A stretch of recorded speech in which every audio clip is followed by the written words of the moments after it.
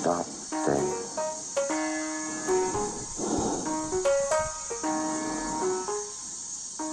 I'm afraid. Why don't you play us something, baby? Why don't you play us some? Why don't you play us something, baby? Start? I don't feel so good.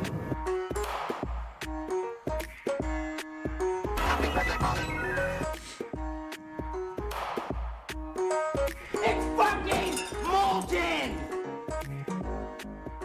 Hey, Mr. Stark, you know what makes me not feel so good? What's that? Is when people are talking about remaking Back to the Future with Tom Holland. Ooh. I don't feel so good. Zemeckis, what's going on? Hey, Zemeckis, you gotta cut that shit. What's going on? What was the last? Oh, no, I was gonna say I think he hasn't done anything since Christmas Carol, but I forgot about Welcome to Marwin. Yeah, dude. Yeah, that movie is bad. Man on Wire? Right, Man on Wire. Remember that Man on My Wire name thing? is Joseph Gordon-Levy. No, he was Pepe Le Pew. Oh, right. Badly. Either way, it didn't sound like a real accent. It was a fake accent, which there are many of. It's me, Joseph Gordon-Levitt. There are many fake accents in the movies that we watched today. Yeah, because Nic Cage has really been leaning into that lately. And you've tuned in. You know what it is. It's the super episode. This is the Nic Cage episode 4? 5? I think it's 5. 5, maybe. That means that we've probably watched about 30 Nic Cage episodes since we started doing this podcast 5 years ago, which is too many. Far too many. Way too many, for sure. But here's the thing, is that usually Nic Cage has like a few that are pretty good every year and then like a couple of really bad ones. This year, it was leaning in a very different way. Unless I'm remembering that wrong, because I don't know. He does do some interesting stuff. He makes some interesting decisions. To be fair, the next, like, I think Color Out of Space and Mandy's more specifically. Yeah. Mandy specifically has sent him on kind of like, there's good movies coming out now. Like, his next 5 ones are going to be good. Like, that's what's crazy about it. Yeah, that's probably true. But that's only if he leans into the weird fringe horror Which he shit. is. He is. Like Wally's Wonderland and that new Sono movie. Right. That actually does look pretty tight. I mean, he's doing a lot of crazy stuff coming up. There's one where it's like John Wick, but he's a farmer and someone steals his pig. Like, he's doing a lot of this weird shit that I think actually might be good. Yeah, absolutely. However, some of what he did this year, I don't know if I would file in that category. We'll see. Man, he made some interesting movies this year. So we're going to be talking about 7 Nic Cage movies. Hey, Podcast Bot. What's 5, up, Chadley? Are y'all amped up on your Nic Cage? Did you have fun watching 7 Nic Cage movies that I scheduled? Yeah, I jammed them into the last 3 days like a professional instead of... I know you gave me a month's notice, but I jammed them into the last 3 days like a professional. Yeah, that seems like Chadley. That seems like a Chadley move. Yeah, it absolutely is a Chadley move. Big Chadley energy. Yeah, I was pretty close to leaping off of my balcony, but... Oh, it's sad that you didn't. Yeah. Well, at least you're going to get coronavirus soon, so... Yeah, I think I already might have it, to be honest. You might be in incubation. But period. if I don't have it, like, how do I go about getting it? Is my question, because I've been hearing a lot about it. I just kind of want to taste it. You already lick public toilet seats a lot, so I think you're doing your best already. I'm not going to confirm that, but I'm also not going to deny it. So on the show today, you're going to be watching 7 movies. I'm going to run through them because you're going to go in depth on them, I'm sure. Very, very in depth. Between Worlds, A Score to Settle, Running with the Devil, Kill Chain, Primal, Grand Island, Color Out of Space. Now, did all of those sound the same to you? They sounded that sounded like you just said the same movie 7 times.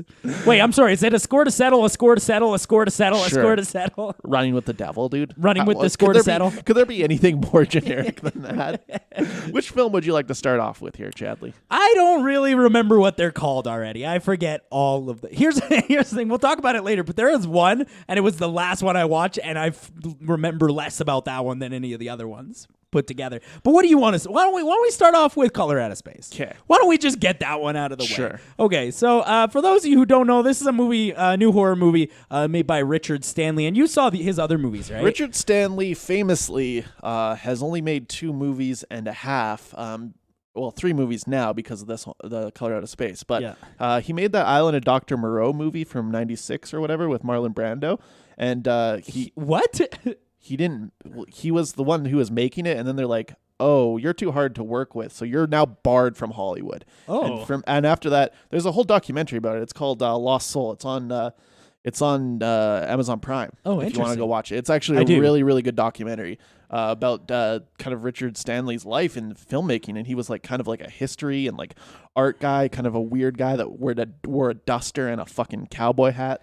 You know South what? African guy. That's so interesting that you say that, because now that I know that Richard Stanley is a director who is maybe not so easy to work with, it makes a lot more sense why Nic Cage is working with him. I mean, and famously, he was never going to make another film again. So the fact that they even let him, like, that he even wanted to do this, Yeah. really means they let him do his vision. So he hasn't made a movie in like 25 years. 92, 92 was the last time he actually made a movie. And then, 96, arguably, but he didn't finish that film. yeah, he didn't so. film Dr. Moreau. Okay, well, here's the thing, is that this dude's been out of the game. So you know what that means, right? He's rusty, dude. He's rusty. Nope, he ain't. Because this movie is fucking awesome. And so I went to the premiere of this in town, and it was a sold out house. I saw this with a live audience. People were fucking riled up, dude. Loving it, This bet. movie's so fucked up, I had a fucking panic attack after it. Yeah, here's the thing, is that I had asked you, is it more fucked up than Mandy? And you're like, about the same. And about halfway through the movie, I'm like, not the same, way more fucked up. Dude, this movie is horrendously like terrifying. Like this is what horror movies should be in the 21st century. This is going to go down I guess in it history. helps that it's an H.P. Lovecraft thing. It is, yeah. It's based on H.P. Lovecraft. Obviously, very heavily. And Richard Stanley, like he's mentioned before, he's really into like this kind of stuff. Like I think Cronenbergian stuff. he's into like writing. Like I think Dr. Moreau, that's like H.G. Wells, I think. Yeah, that is H.G. He's Wells. into like that kind of like old school sci-fi writing. So like Lovecraft is definitely right up his alley. Yeah. It seems right that the two might mash up. Rest in peace, HP. I'm pretty sure he was like a rapist or something, or a Nazi or something. He was something weird, but he also like. Have you ever read it? I read No, I've never read Lovecraft. in the Mountain of Madness, dude. That book is fucking whoa. Like, and apparently they're all pretty whoa. I never read this one, but it was in like an anthology that I had. I just never read this particular story. It's like 30 pages. It's like 30 pages. So it's really, really short. But there was one line in this movie that really, really struck me, and that's like near the beginning of the movie. So let's talk about what this movie's actually about really quickly. So this movie starts off with this dude who is like, what is he? He's like a hydrologist, I think. He's like testing the water to see if it's contaminated in this in this like incredibly small rural town where everybody lives on farms and has horses and alpacas and shit. And the alpacas, by the way, good stuff. That they were alpaca Extremely good farmers. content. Yeah, that's good stuff. And so this guy, he sort of meets up with this family and is like, John, hey, you gotta put the llamas in the you gotta put the alpacas in the barn. Nic Cage making an appearance. Hey, shitty Nick. Well, we knew he would. We'll save him for a little bit later.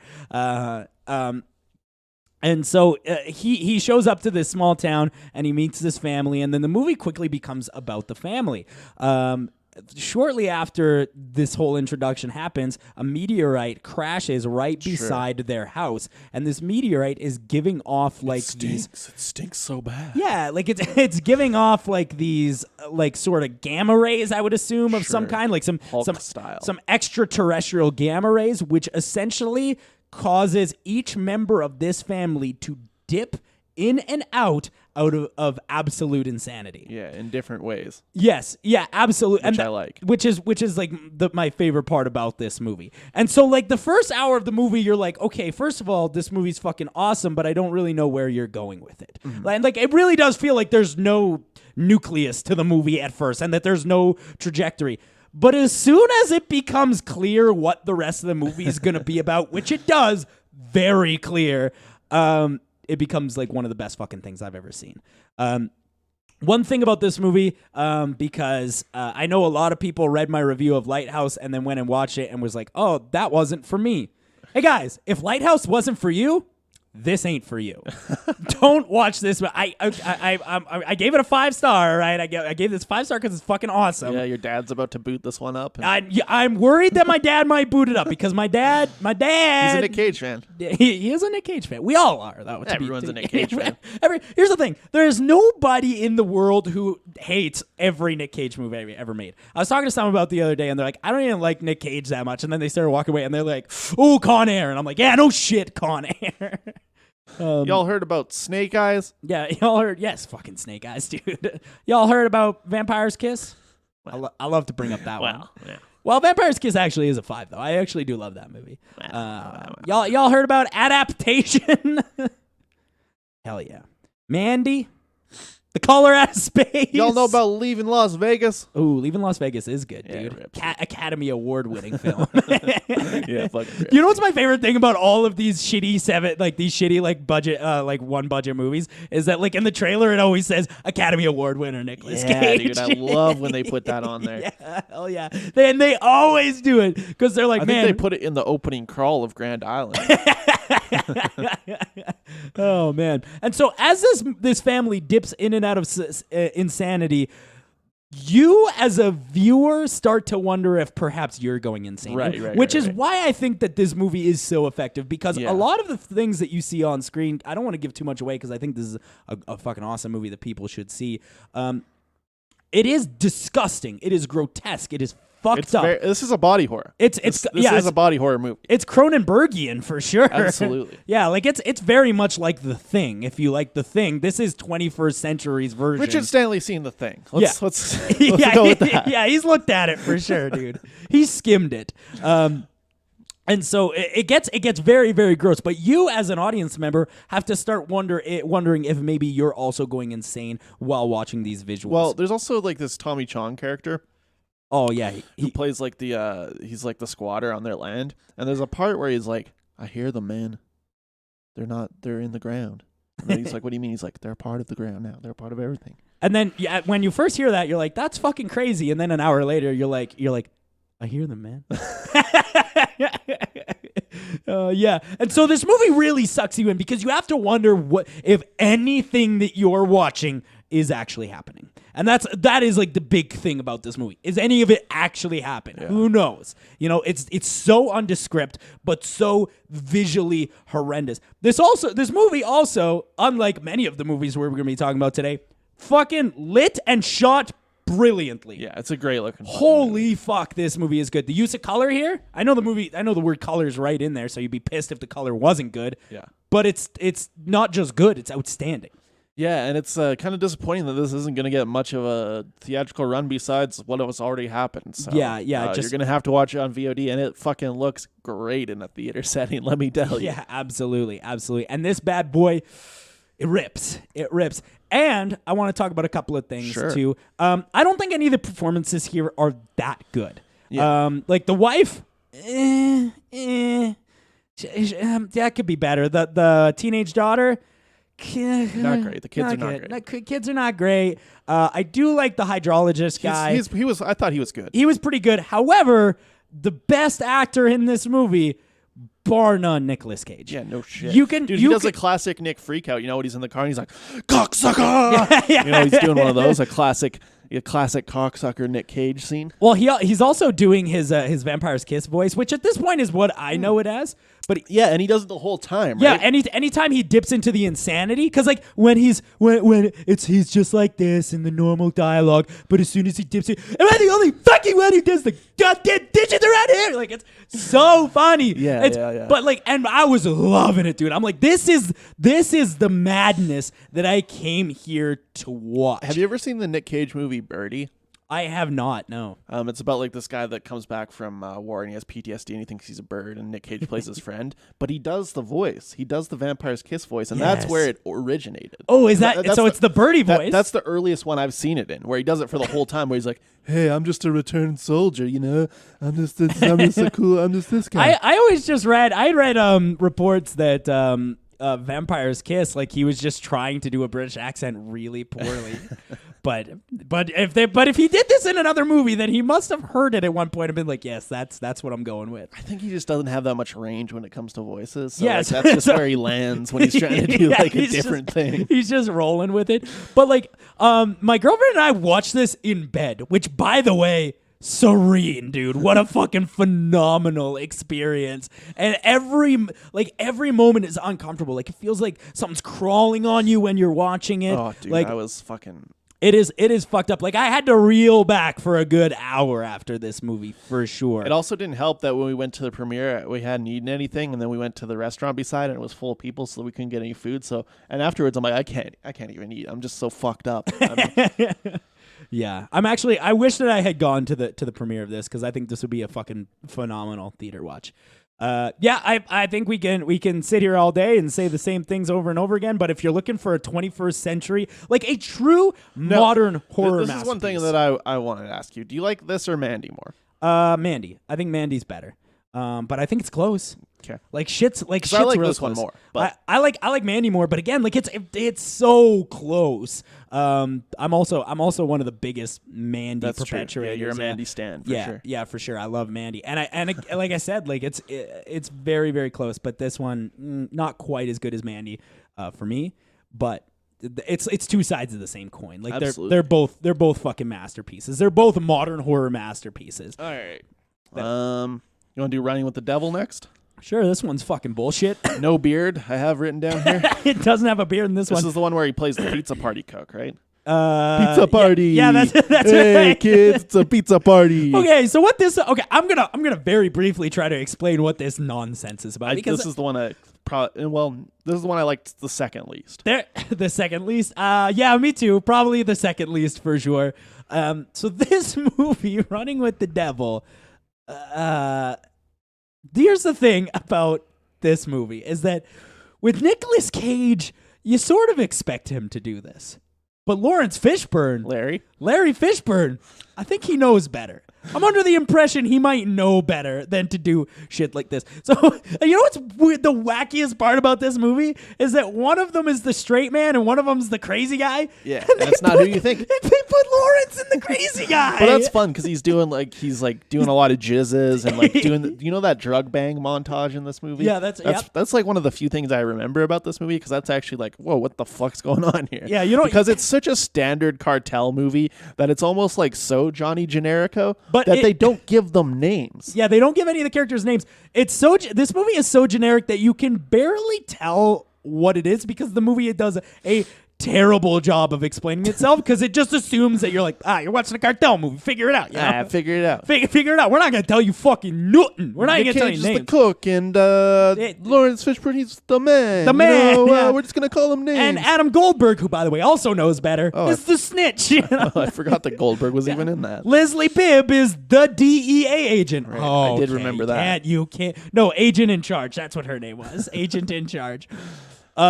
First of all, don't do that. That's fucking dumb. I know that you're trying to do like something. Tarantino? Yeah, you're trying to do something artistic here. It seems like you're not Tarantino. That's actually exactly what I thought. I'm like, man, this is like fakey ass Reservoir Dogs. Yeah, not really though. It's a cartel movie. It's closer to like a fucking Sicario. Yeah, but this is, and I'm not even a stand for Sicario. But I mean, Sicario looks like Citizen Kane compared to Running with the Devil. What's that even fucking mean? Dude, yeah, Running with the Devil. I think I was trying to figure this out, and I think that the devil might be the drugs that Lawrence Fishburne makes with the fentanyl. Like, I think that's what the reference is there. Maybe. I don't know. Okay, but here's the thing, is that this movie fails so hard to explain itself that until halfway through the movie, you don't even know that Nicolas Cage and Lawrence Fishburne are friends. Like, they don't interact in any way. It's just two different things going on at once. And then Nic Cage walks into the room and is like, all right, let's go. And you're like, whoa, hold up. What the fuck?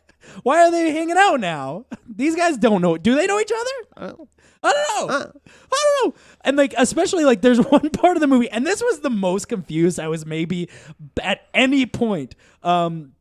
there's like a guy and he's driving down the street and he gets stopped by the cops and then he kills the cops and takes their uniforms. And then another guy comes down the street, sees the guys who killed the cops in uniforms, kills them. And now there's like, then they take their uniforms. And I'm like, why the fuck is there 3 degrees of this? Like, why didn't we just have the first guys just kill the cops? Make it coherent a little bit. And then Nic Cage just rolls up and hits a cop with his car out of nowhere. And mind you, I'm watching this thing pretty intently, and yet I still had no idea what the fuck was happening, who these people were connected with. They never say. No. It's just like it's one of the most horrific things I've seen in quite some time. It looks like shit though. It does. It does look like shit. It looks like absolute shit. Like it was filmed on like handy cams or something, dude. It looks terrible. The angles are they're nothing. They're absolutely nothing. They're just like pointing directly at the fucking subject, like completely artless. This is like when you think about like these true like direct to video bullshit things. This is what I'm talking about, is running with the fucking devil. Like, it's a true direct-to-video, has nothing to say at all. How it even got made is confusing. I'm shocked Bruce Willis wasn't in it, to be honest. This does seem like a Bruce Willis one. Like, Bruce Willis could have played the Lawrence Fishburne. Larry Fishburne part quite easily, I think.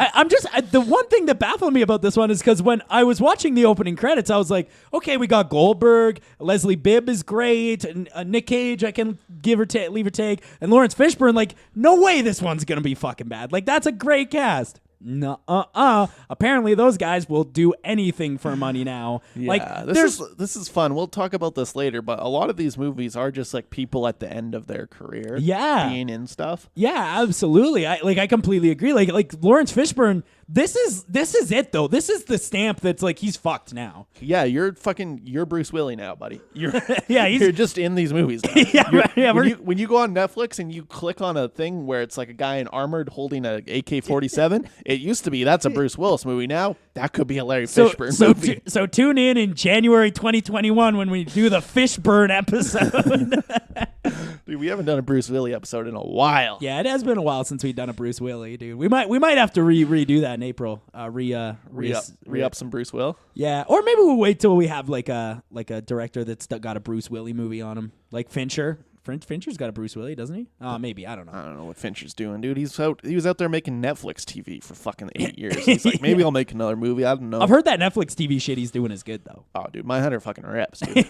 one of the only Netflix shows I will actually sit down and watch when there's new shit. Hell yeah. What were we talking? Oh, right, we're talking about Running with the Devil. But then, like, at one point, so this movie, my big problem with this movie, because like it is so boring. It is so boring. Like, nothing happens, and it's. This was the first one I watched, so I barely remember the fucking thing. This was, I think, the 5th one that I watched. But I watched them all. So you were brain dead. Yeah. At that point, I was brain dead. And so this one is so crazy, especially in that last act, because it ends 5 times.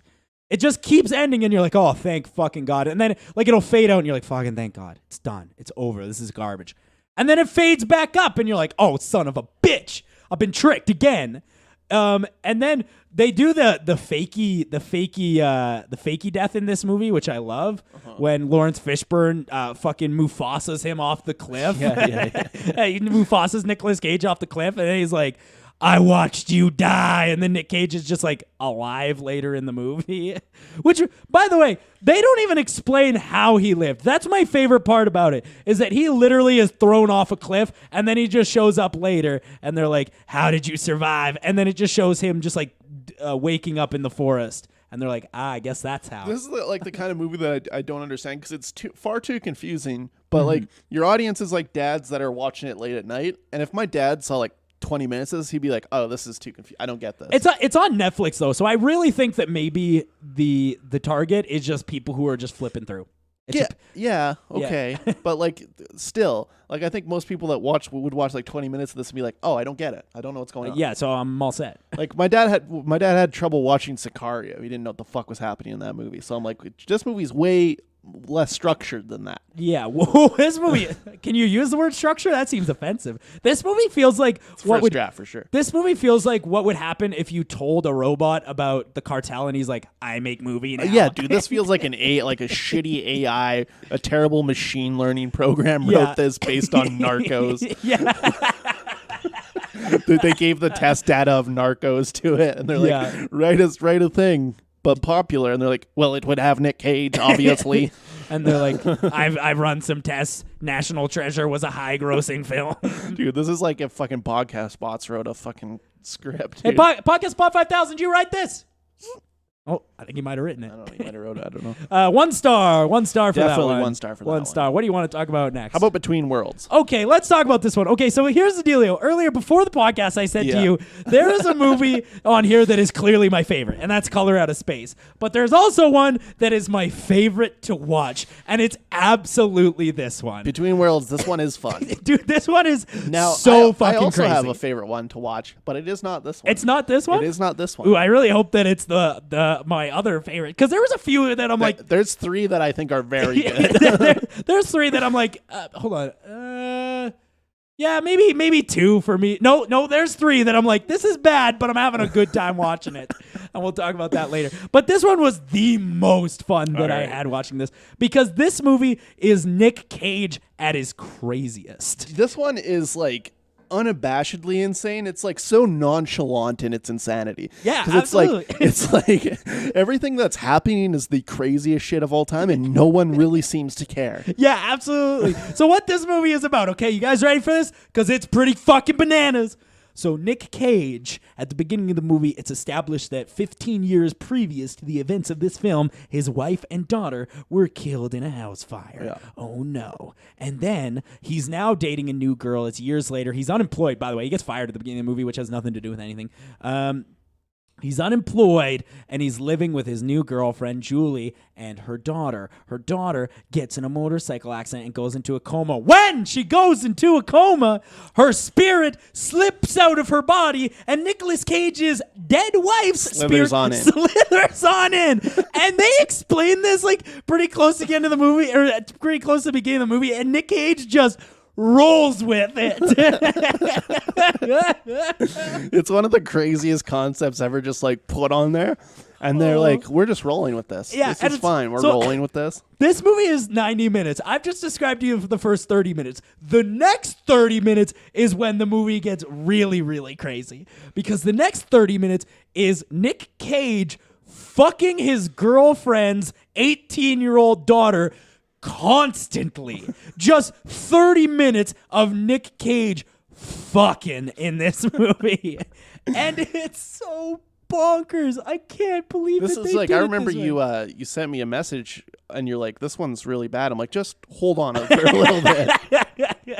Yeah, and then it is really just him fucking this teenage daughter for so long, dude, so long of this movie. And it's funny too because like the one that plays his girlfriend, she's like a Tommy Wiseau, dude. She's Yeah. like one of the worst actresses I've ever seen. She's so unconvincing when she finds out he's banging her daughter, you know? Yeah. Everything about her is so unconvincing. So like the whole movie, you're sitting there and you're like, she's gonna find out, right? And like every time they're fucking, you're like, this is it, because there's no way they're just gonna have a fuck scene for no reason again. All right, there's no way. This is when she finds out. But it usually isn't. And then there's that scene where they're washing his motorcycle or they're washing Yeah, the motorcycle, just whatever, spraying and each other. Yeah, he's fucking getting hosed down. he's and wearing shit. leather pants. That's like the nonchalant insanity about it. Like it's just like scenes like that happen for no reason.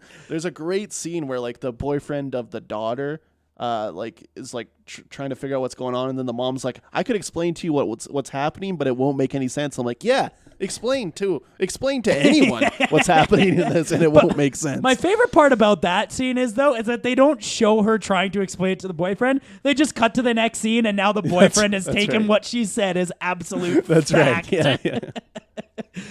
And so like the movie just it barrels, especially near the end, it barrels out of control, because near the end of the movie, because the last 30 minutes. Oh my God, dude. Oh my fucking God! This is when I got one of my favorite. We'll talk about. We'll get to it, but my favorite piece of imagery in a Nic Cage movie this year was at the end of this movie, and I'll talk about it in a moment.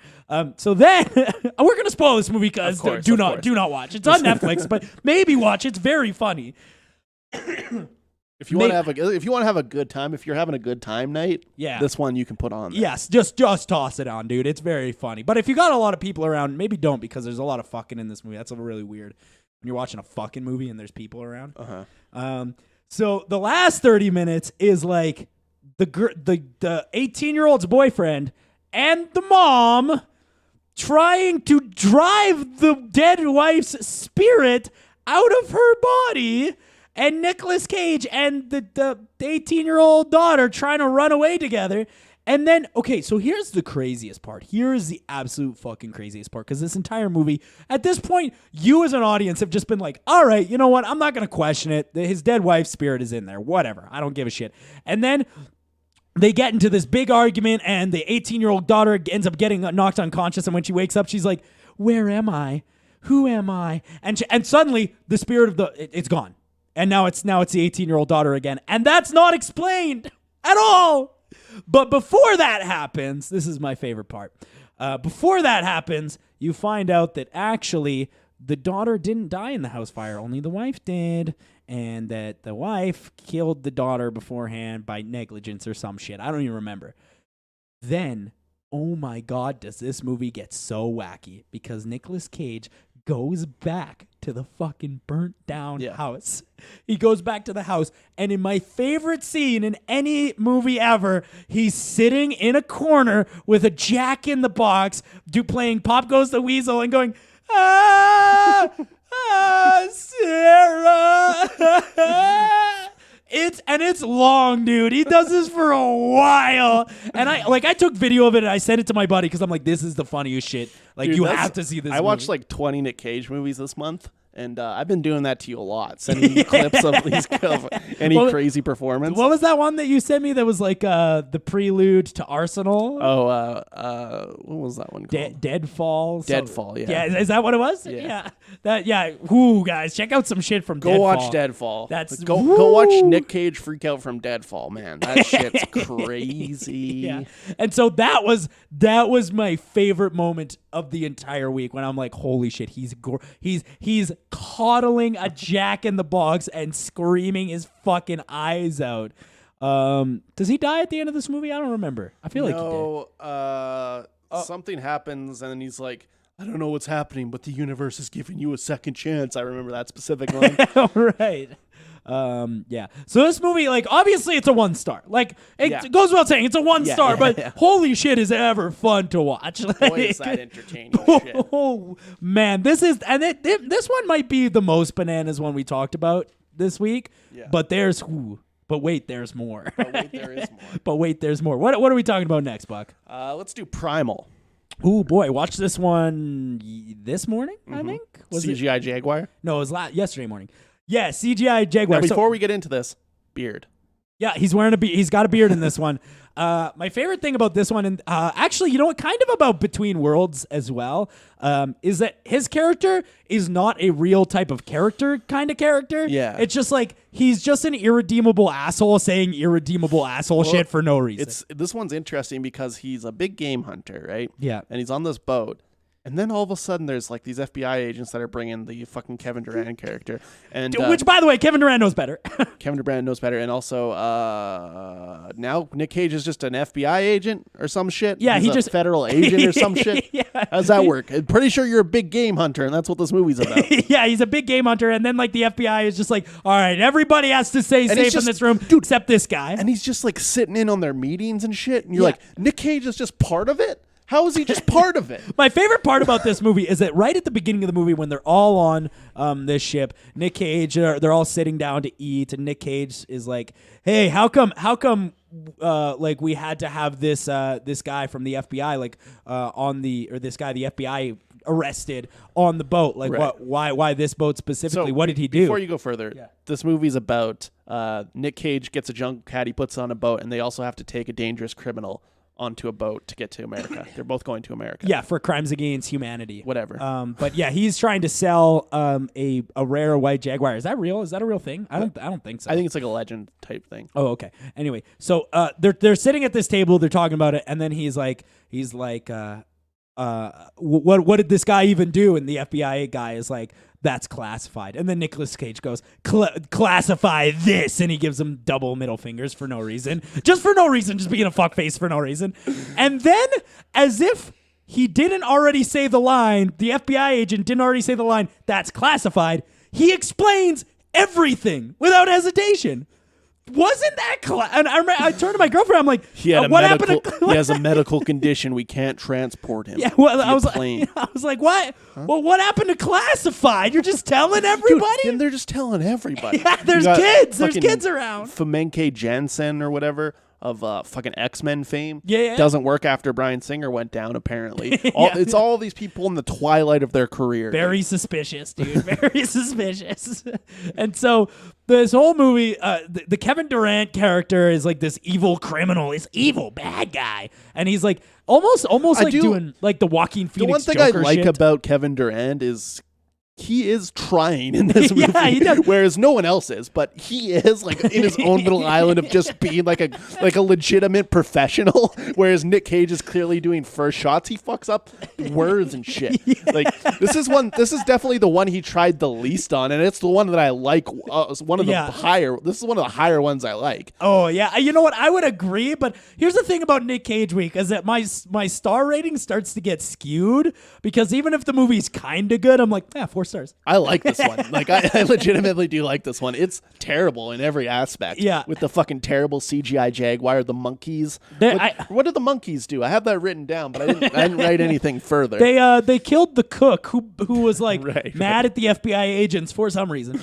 There's like one part where he was like with the FBI agents and they're trying to escort him to like the safe room, and then he runs into the kitchen and locks the door, and they're like, "Hey, what the fuck, man?" And I was like, "Yeah, man, what the fuck?" Oh yeah, this also has the worst kid actor of all time. Oh yeah, that little kid, he's real bad. The little Mexican kid, super bad. Hell yeah, dude. But I think this goes without saying, but obviously this was made this movie had 10 animators. I watched the credits to see it. Did it really? 10 animators.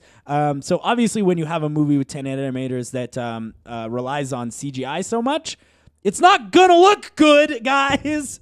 In fact, it's going to look horrendous. It does. The Jaguar and the monkeys, they all look terrible. The birds look good, but I'm pretty sure there's just real birds. He was just straight up killing birds. Yeah, he was just straight up shooting birds. I was very uncomfortable at that point. Yeah, the part where it's Kevin Durant, right? That's just killing birds. Yeah, it's Kevin Durant. But then when the Kevin Durant character, when he escapes his prison cell and starts wreaking havoc on the boat, he lets the animals out, but like only some of them. Yeah. So I was like, okay, you're gonna let the animals out. I get it. That's like a distraction. Yeah. Sure, okay, but like, just why some of them? Why like only a couple of them? You let the monkeys out, the Jaguar, and the anteater, which by the way took 8 steps, and then Nic Cage got it back into the cage. But this movie, fuck me, dude. This movie's crazy. By the way, yeah, it's really crazy because it's like Nic Cage running around with a bow and arrow trying to shoot a guy with an AK. Like that's one of the great scenes is when he eventually does shoot Kevin Durant in the shoulder, and then he just takes it out. That's like the number one thing they tell you is never take out a bow and arrow or anything. That's what I said too. I'm like, don't take that out. You're gonna fucking bleed out. But like this movie does something that I fucking hate. What's and that? I fucking hate it so much. And I guess it technically works for the plot, but it's not a choice I would have made as a filmmaker. Mm-hmm. Halfway through the movie, you have like this weird engine guy, like this old engine guy who's like, I've been doing this for 70 years or whatever. Yeah. And halfway through the movie, he realizes like how much danger they're in. So he shuts down all the engines, but he also shuts down all the electricity, which means the rest of the movie is shot in pitch fucking dark. The rest of the movie, it's like halfway through, pitch fucking dark hallways. Oh, it looks like shit.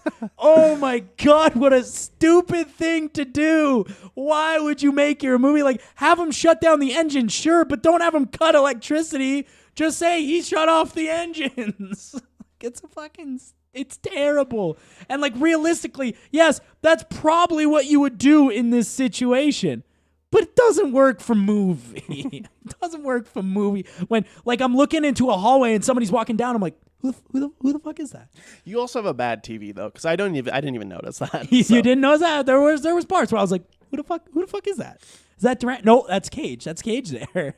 But I do agree. Kevin Durant is like pretty. He's like Anthony Hopkins, like Silence of the Lambs in this Dude, movie. Like that's like one of the things I wrote down. I'm like, he is legit trying to act, and then I wrote lol.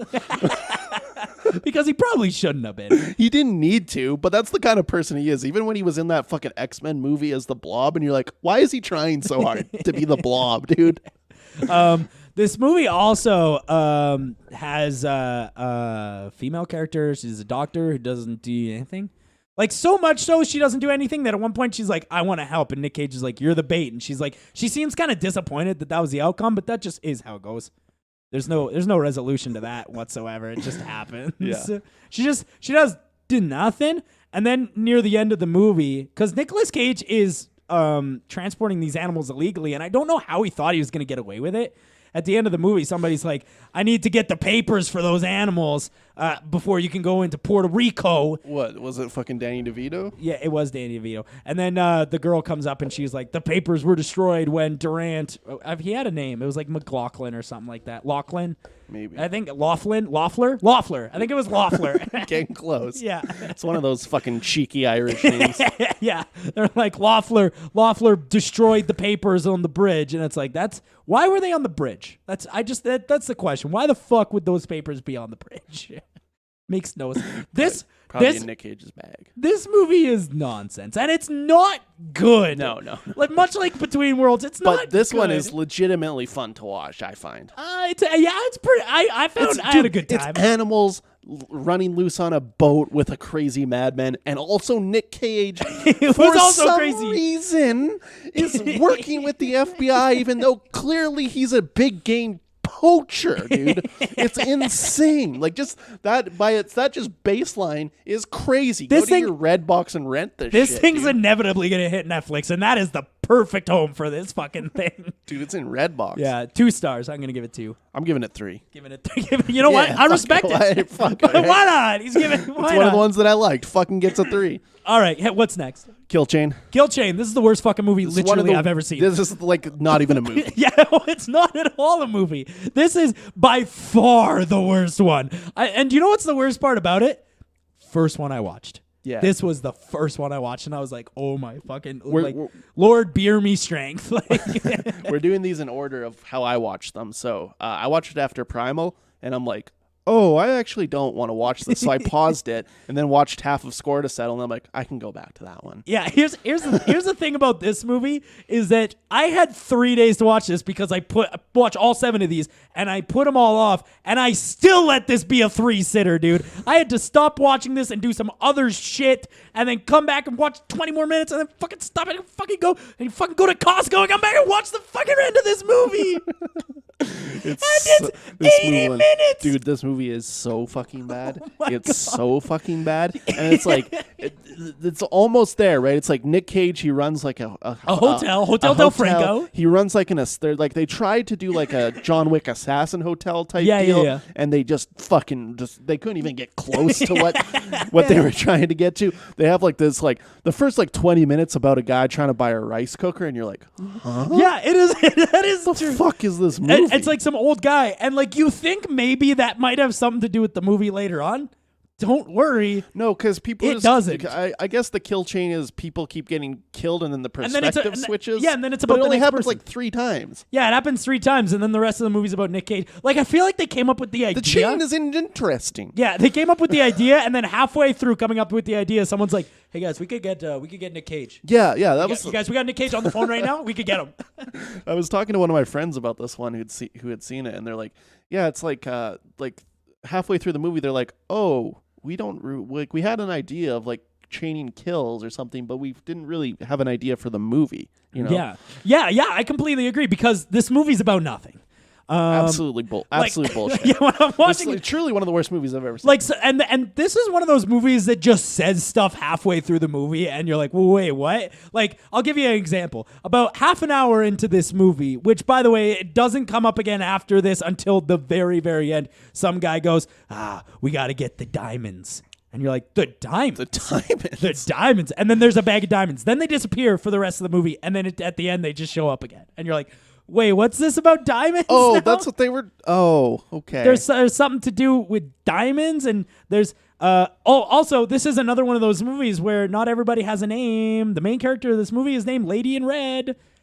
You know that? I don't know. You fucking- I barely paid attention. Dude. Yeah. Nic Cage's character does have a name though, and it's Erana or something like that, which is a Spanish name, which he is not.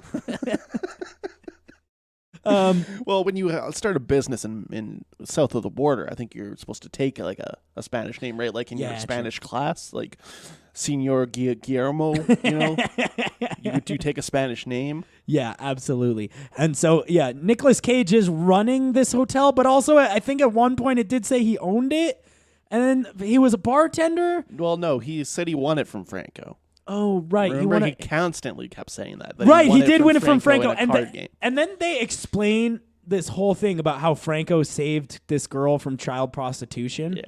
And Gives a like, shit. yeah, But like cool, it's but cool. Who gives yeah, a shit? Yeah, But cool. he saved it from Jeffrey Epstein and the Clintons, and so there's. Oh, careful about saying that. You don't want to get suicided on this show. Yeah, whoops! You guys are gonna see a thing next week that's like Chadley killed himself, leapt off his own balcony.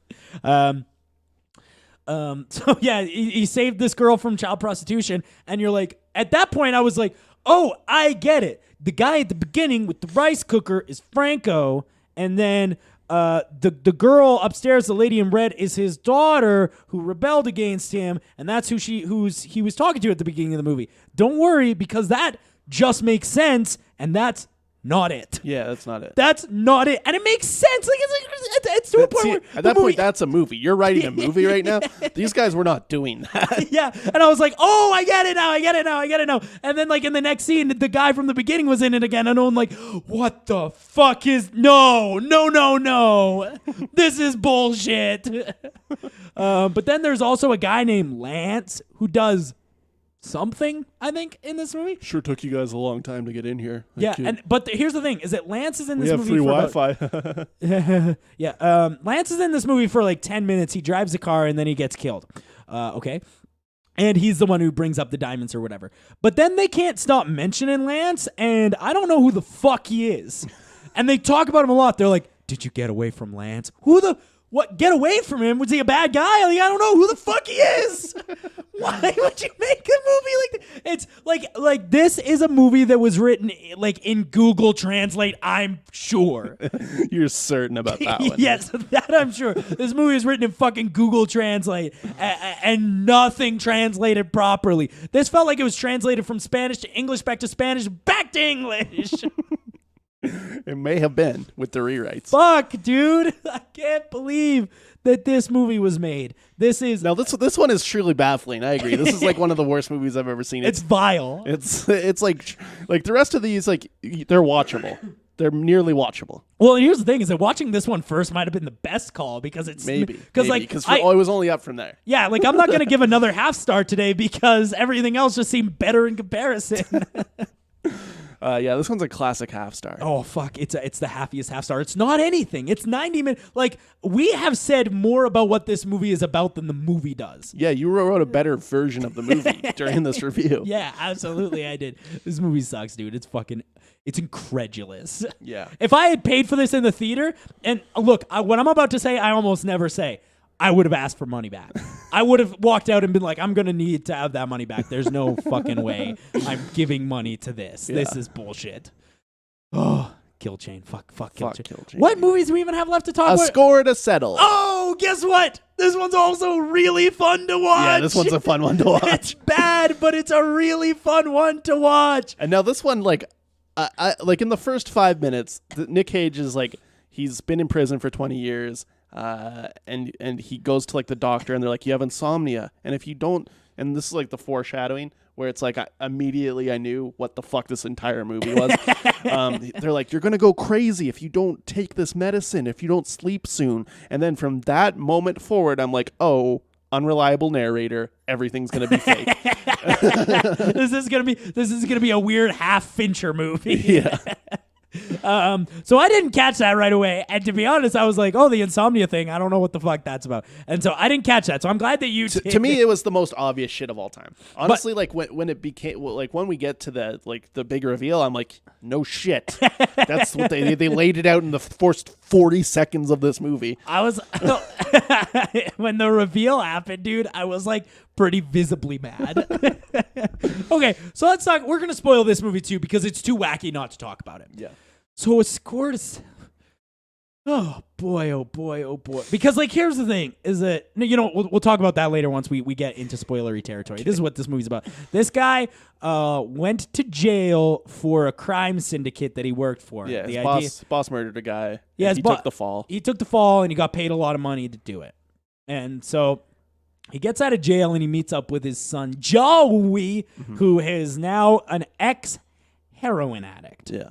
And so now they go to this big old fancy hotel because he's like, I got all this money now. We're gonna live it up. $300 cab ride ain't nothing to me. Yeah, ain't nothing to me. Yeah, he buys them a Lamborghini. He buys a Lamborghini or something. We got to get you in a suit. Yeah, we got to get you in a suit. He's in a suit. The kid's in a suit. They buy 2 watches, which when we talk about the reveal later, that's very funny that he bought 2 watches.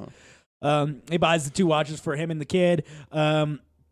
And then like him and his kid are like hanging out, and his kid's like, "Hey, mom's dead, man. Why don't you fuck a prostitute? Times have changed." Before we go anywhere, beard. Oh, he's wearing a beard. He's wearing a beard in this one. You're right. He does wear a beard in this one. He also wears a suit in this one. I don't know if I mentioned it in Kill Chain either, but beard.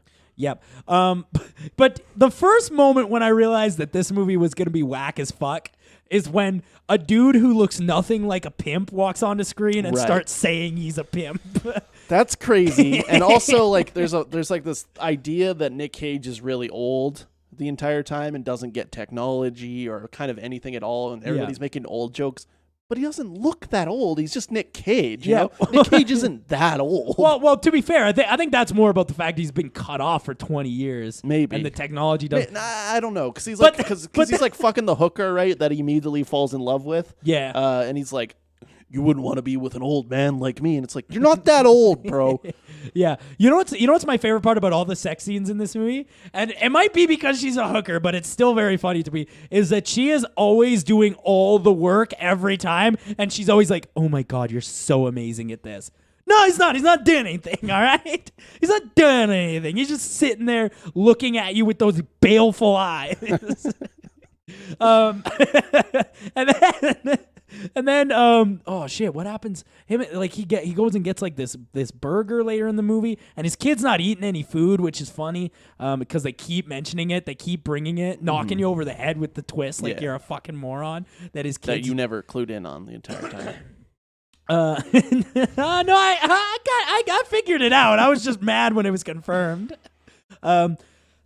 And so then he's fucking this hooker this whole time because his kid tells him, this kid's like, yeah, times are changed. Hookers are cool now. Hookers are real cool, Dad. Yeah. Well, hey, Dad, hookers are cool. Hookers are awesome now. And so he falls in love with this hooker. And then like the next day he tries to buy the same hooker again, and it's a different hooker. That's funny. And she says she has the same name. That's really funny. But and then him and the hooker go and have like a date, like, and they drive out to a cliff, like they're fucking 15 years old, like, in a car. Yeah. Oh man. And then so this movie, that's not even has anything to do with the movie at all. Yeah, I'm just telling you shit that happens. The hooker part is fascinating because he falls in love with her after one date, and they just like are doing that. But that has nothing to do with the actual plot. The actual plot is he's trying to go get a gun so that he can go kill all the people that wronged him. Who's the other guy in this movie? It's someone else who knows better. I'm trying to remember who it was. Who is the other guy? Oh fuck, it's really annoying me now who the fuck the other guy in this movie was, because I remember just like seeing it and being like, no, you can't be in this movie. That's absolute nonsense. What's this movie called? A Score to Settle? A Score to Settle. They all run together for me, so I simply it's Benjamin Bratt. It's Benjamin Bratt. And I'm like, Bratt, I'm like, Benjamin Bratt, what are you doing? You know better than this. One of my favorite things is once he starts killing everybody, there's like a scene where he's at a butcher shop. Oh, the butcher shop is just a neon light that says butcher shop. And I'm like, this is the greatest set I've ever seen. Yeah, dude, that's tight. And that's actually one of my favorite scenes in the whole movie, because it makes you hate Nicolas Cage. And that is what I really want when I watch a Nic Cage. I want to hate him. And Primal got that. Between Worlds sure got that. This movie kind of got that. They tried to make you like him a little bit when you shouldn't. Yeah. And there was like some shit about like a baseball card or something that is kind of whatever. explained. That doesn't matter. But then like at the end, he's like his buddy that he's been hanging out with the entire time. he decides that he needs to kill him also, and he's at the wedding. Yeah, his daughter's at wedding. the daughter's wedding, and he's like, "You think we got beef? I got beef. We got beef. You think we got beef?" And then he shoots him in the dick, dude. And he shoots him in the dick. And you think that's what I got with your dad? Beef. It is really fucking bananas.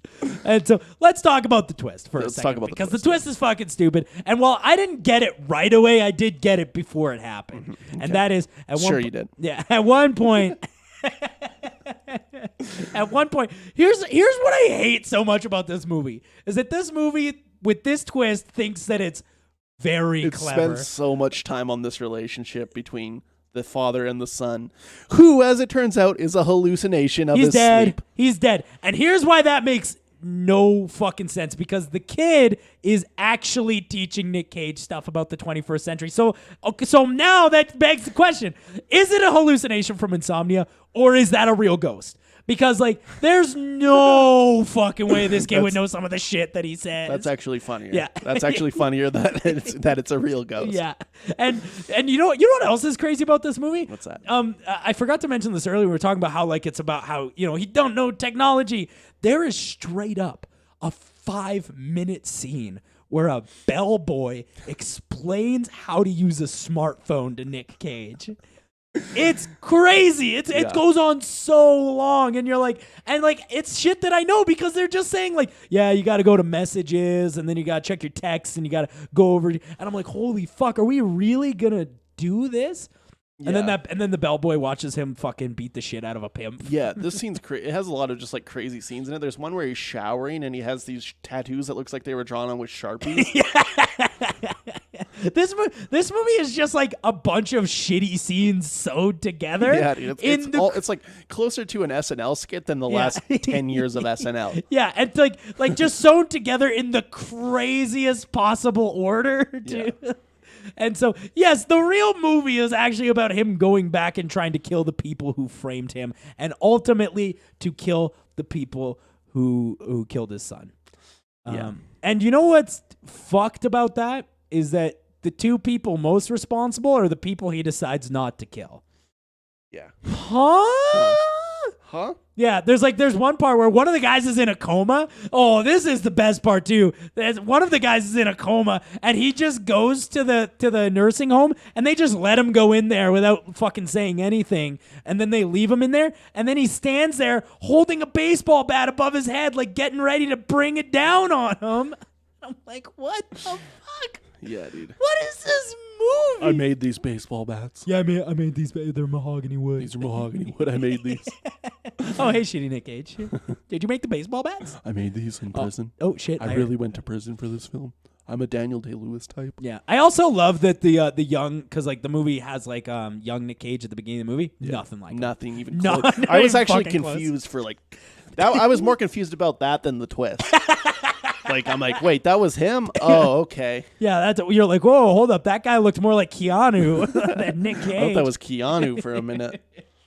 All right, what do you rate this one? 2 stars. 2 stars, it's fun. Like, it's fun enough. It's definitely a good one to watch because, like, the entire time you're like, oh, no way. Yeah. And as just we were, like, talking about it, like, things started popping into my brain, and I loved all of it. So that's a nice 2-star. One more left, Chadley. One more. Is it Grand Isle? It is Grand Isle. Oh, thank God we got to this one. This one's fine. Like, I like this one a lot. Yeah, this one is like it's not as bad as the rest of them, but it's fine. It's so okay. It's fine. So Grand Isle.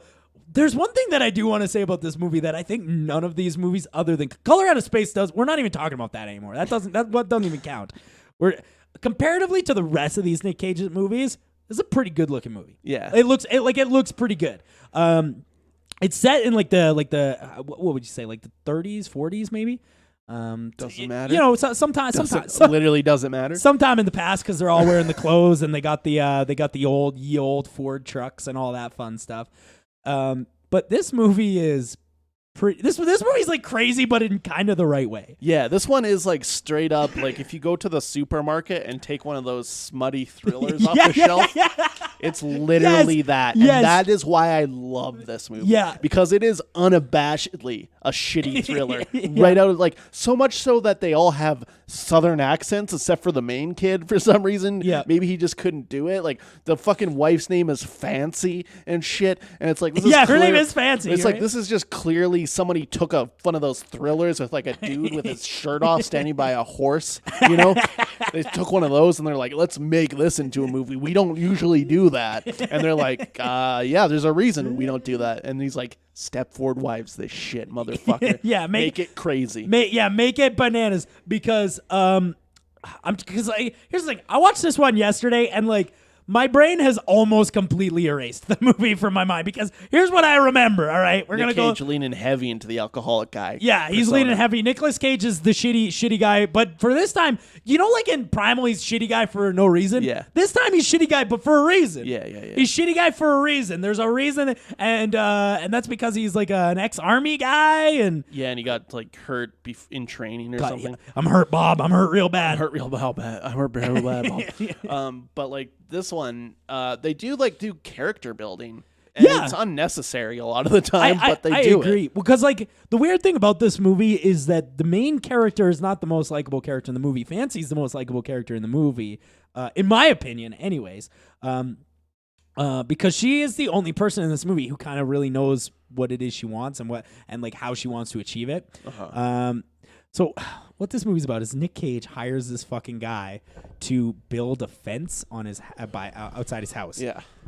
Then I do like that it's kind of undescript why Nic Cage is so rich or why he has such a hot wife. It's very undescript. Yeah, they don't take. But I love when she's like walking around in lingerie and she's like, "Come on, Nic Cage, fuck me," and he's like, "Nah." He's like, I don't want any of that. Hey, kid, how long since you got your dick sucked? Yeah. There's a lot of conversations like that in the movie. He's like, he just kept saying, cock sucked.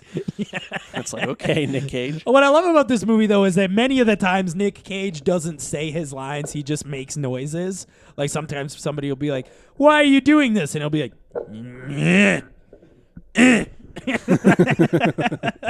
like He leaned into it. yeah, he really leans into this crazy alcoholic character. You could tell, like, he saw the source material. He's like, well, I could really sink my teeth into that one. What I love, okay, so at the very beginning, the guy's building the fence, and Nic Cage comes and he puts bottles on the fence posts. Yeah, that's the and best he, scene. And he goes up to the roof and starts shooting the bottles, and the guy's like, "Hey, what the fuck, man?" Like he's shooting at him, and then in the next scene, he's just like, "All right, man, I think I'm done for the day. I think I'm gonna head out." Whoa, hold up. You can't just say, "I think I'm done for the day. I'm going to head out," and not mention the fact that this dude was just firing a rifle at you. We're just going to move past that? Yeah, I think you can. Okay. And so then a hurricane happens. His truck breaks down. There's like 70 different reasons why he can't leave this house. Yeah. And then he like has to stay with these people. And then, like, the movie gets so uncomfortable when you're like, because this is a young kid and Fancy is an older woman. She's pretty hot old lady, but older, you know. She's Nic Cage age-ish. And she starts, like, trying to fuck the kid. And I was like, I don't like where this is going. Oh, see, that's where we have different opinions. I'm like, I like where this is going. Yeah, absolutely. And then, as if you're like, this isn't uncomfortable enough, Nicolas Cage is like, "Come to the attic." He's like, "We're going to go have a beer in the attic." Which, by the way, in that scene, I don't think they had a beer. I don't remember, but I'm pretty sure they didn't drink a beer in that scene. I think it was bourbon. They sat in there, and that. Oh, yeah, maybe it was bourbon, actually. Bourbon connoisseur in Color Out of Space. Hell yeah. And so they sit, and that's where they have, like, the weird, like, "How long since you got your dick sucked?" Like, that's where they have that conversation.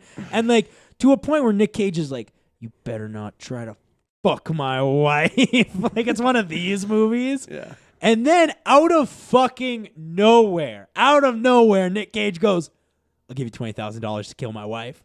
And you're like, "What? What the fuck?" Oh, and by the way, all this is happening, like, it's all being explained to Kelsey Grammer, whose career is over, by the way. Yeah, it's just the Twilight Zone of fucking actors, dude. Yeah. These Nic Cage movies are the fucking Twilight Zone for actors, dude. Yeah, Kelsey Grammer, it's over for him, dude. Frasier, fuck it. His legacy's out the goddamn window. And so, he's explained to Kelsey Grammer, and so it's him describing all these things to him. Sure. Then my favorite scene in the entire movie What's happens. that? And that is the scene where he's like, all right, Nic Cage, I'm going in to kill your wife. And he's like, beep, beep, beep, beep. He's like, I'm gotcha. I'm going to kill her. And He's then like, I got you, bro. he's like, I got you. He's got like a pistol. He's like, I got you, bro. I'm going to go and kill your wife. Abdullah Mangan Lada. Immediately fucks her. Just immediately fucks her. This guy's, by the way, married, and they mention it a lot. You know what else they mention a Immediately lot? fucks her. The basement. They keep mentioning that. Yeah, the basement. I don't really. Do you remember what that was? Because I know there was like weird nursery shit down there. Wow, and, did you not finish this one? No, I did. I did finish it. Because the ending's literally the best part. That's why this movie's so good. Yes, I do recall the ending quite vividly, but I forget what was even in the basement. I forget. Kids, dude. Oh yeah, it was kids. That's right. Gross. Yeah. Right, because she was a crazy lady who wanted kids, right? Gotcha. Now I'm remembering. It's all coming back now. Like, this is what I'm saying, man. I fucking forgot most of this movie. And so then, then, after all of this madness goes on and this guy gets away, he goes to, like, this diner, and this is, whoa, the best thing that's ever happened. And Nic Cage shows up to the diner in fucking army uniform, waving a gun around, waving a bunch of guns around. And he's just yelling stuff. He's like, I was in the war. It's fucking... the ending to this movie is truly like... It's so good because he's like in this big uniform. His fucking shoulders are way bigger than they're supposed to be, and he's just screaming at cops. And then he's just shooting into crowds at one point. It's fucking bananas, dude. Oh, this movie is crazy. This movie is fucking crazy. Right, but then it's revealed that he found like some kids down in the basement. Yep. And like the wife was like making them impregnate each other and like have like a surrogate family and shit. Right. Yeah. Oh man, dude, this movie's so crazy. Yeah, and here's the thing is that the movie can't stop. Like it's like every moment it's like, how do we get this crazier? How do we make this wackier? That last scene was wacky. And that's what I respect about this one so much. Is it's like they leaned full into this insanity. It wasn't nonchalant insanity like Between Worlds. This one's full on insanity. This is one of the craziest fucking movies I've ever seen. Yeah, and you know what? This one definitely is of the non Richard Stanley movies we watched this week. This is the best one for sure. This is the best one. Does that mean it's very good? No. It's just better than the rest of them. 3 stars. 3 stars. 3 stars on the Chadsky scale. Really wacky. I just fucking love the diner scene where he's in the nom outfit. Absolutely. Fucking hilarious. And he's got he can't walk straight or something. He's got I think he got shot in the leg in the army or something. Sure. They drop so much information in this movie. Impossible to relay to you people. Yeah. How do you feel now, Chadley, after you watch 7 straight Nic Cage movies? Relieved that it's over, relieved that now we don't have to do this for another year. Maybe less. He makes a lot of movies. Yeah, how long do you think before he'll make 7 more? Probably less than a year, I guess. I bet you if you went on his IMDb right now, he has a lot of upcoming He shit. does. He's got about 6. He's He's got one called Jiu-Jitsu coming from the guy that did what was that movie? Retaliation. Kickboxer Retaliation. No. I think that one will actually be good because no, you're not listening. It's about fucking jiu-jitsu aliens that come down and I don't know what Nic Cage has to do with this. It stars Frank Grillo as the jiu-jitsu alien. All right, because here's the thing. As I can sit here and say that sounds terrible, but at the end of the day, you and I both know he's the also sad in truth. he's also in the Netflix original of Tom Clancy's The Division film. Is that a real thing? Yep. Oh my fucking. Why? I thought we don't do video game movies anymore. We don't do that anymore, right? What, Sonic? You mean the highest grossing movie of the Dude, year so far? how the fuck didn't that bomb? How the fuck did that not bomb? Oh, by the way, I want to real quick shout out to Remember the Game podcast, which shouted out our podcast on their Sonic the Hedgehog review. Although they did review Sonic the Hedgehog highly, which I do not agree with. But they did say, like, if you want to listen to a real movie podcast, listen to our show. So God bless them. God bless them. But that being said, like video game movies. Oh, by the way, did you see the fucking Tony Jaa Monster Hunter poster, dude? I told you that fucking thing's coming out. They have posters now. Looks good. No, well, I mean, it looks like Monster Hunter, but no, don't make that. It's You know that Mia Jovovich donated so much to Bernie Sanders they had to refund her because it was over the legal limit to donate as a personal donation. That's amazing. Good for her. Yeah. You know what? Just fucking get. You know what? Just take away however much. Make it, get to the legal limit, and then have Paul W.S. Anderson. $2,700 is the legal limit for a personal donation. Let's get those 2,700s out, y'all. Yeah, everybody. You got an extra $2,700 laying around? Give it to Bernie. Give it to Bernie. Give it to Bernie. He needs it. Yeah. Biden just did a crushing win in South Carolina. Bernie needs it. He is once again asking for your $2,700. Yeah.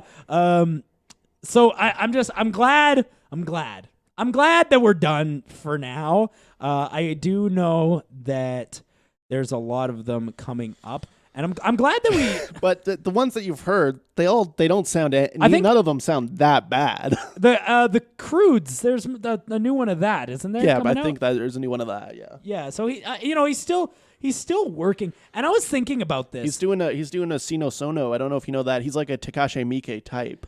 He's doing one of those films. Oh, wow. That will actually be a 5. So that one's going to be good. Yeah, that one will be good for sure. What was I going to say? The thing about Nicolas Cage is that even though they're bad movies, I'm never not having a good time. That's true. Just seeing him on because like that was what was pissing me off about Kill Chain. Like to a point where I'm like, am I watching the right movie? And we've talked about this before in Nic Cagisode. Is he's on set for like one day in a lot of those movies. Most of these ones, he was in it a lot. Bar Kill Chain. Yeah. Other than Kill Chain, a lot of these he's felt the like star of these. He's the star. And I almost thought that was going to be the case with Running with the Devil, because that movie has Fishburne and him on the cover, and I'm like, oh no, it's going to be Fishburne and Cage is going to show up at one point. Like I know how this goes, but no, he's in that movie a decent amount. I almost to the point where I think like Color Out of Space is the one he's in the least. Maybe. Yeah. That movie's fucking good as shit. So I don't know. Yeah. I'm glad it's over. Thank God. And we had to deal with shitty Nic Cage a little bit, but he didn't show up that much. I'm really happy about that. Hey, do you know what next week is though? What is it? It's Doc Martens, dude. Oh, Doc Martens official? It's the Holy official. Shit. It's the official. Now I know that today is March 1st when this launches, but we didn't want to start kicking down the gates. Guys, we love Doc March. But we're not doing 5 straight weeks of documentaries. Yeah. 5 straight weeks? Get the fuck out of here. We don't have enough for that. We're going to have barely enough to fill up this fucking month. So, hey, Podcast Spot 8000. Well, come over here and talk to the good boys and children about, boys and girls about Doc March. Hey, Buck. How's it going? Ooh, you gotta get that looked at. I think you got that coronavirus. Yeah, I went to the doctor today, and I was like, doctor, these are my symptoms, and he was like, I don't know anything about that. You're a robot. couldn't really help me out a lot. Damn, I'm surprised they even let you in with their 10-minute allotted time for patients these days. Now, not only is next week Doc March, but it also is the start of a new director for all of March. Oh, hell yeah. And the director is going to be Billy Wilder. Fucking right. Gonna see some weird classics, some good classics. Nothing weird about him. That being said, before we get into the docs and the Billy Wilder, let's just make it clear that obviously, the boys are seeing The Invisible Man. Cool. Yeah, that's gonna be. I bet you that's a 5. I bet you it's very good. I've heard it's very good. I've heard it's 5. Well, it's Elizabeth Moss, who I love. It is Lee Winnell though, so yeah. Well, we'll wait and see. But maybe it's a 5. Who knows? Maybe it's a 1. I don't know. As far as docs go, though, they're gonna be watching Bikram. It's a movie about a yoga guy who's also a Brian Singer rapist. And then they're also gonna be watching a French movie about bees, and that's called Honeyland. And then the first Billy Wilder movie of the month is going to be Sunset Boulevard. Hell yeah. Ready for my close-up, Mr. Jamil. You want to hear something crazy? What's that? Never seen Sunset Boulevard. You're going to love it. This is gonna be a first. I know this is like a classic, and like any film critic should have seen this movie. I don't like it as much as the rest of Billy Wilder's things, but it is the one that it's like one of the 4 that people talk about. The Apartment, Double Indemnity. I've seen The Apartment. Some Like It Hot is the other one probably. Oh yeah, Some Like It Hot is good. I've seen that like a long time ago, but I really liked it. So make sure you check that out. Thank you for listening Witness to for the show. Prosecution. Witness for the Holy Prosecution. Shit, that's a good movie. This dude's fucking riled up for me. He's hard, dude. I just love Billy Wilder. I've dude- seen like all of them, and they're really good. He this has dude's like going crazy. Have you ever seen 1, 2, 3, the Nazi comedy with Cagney?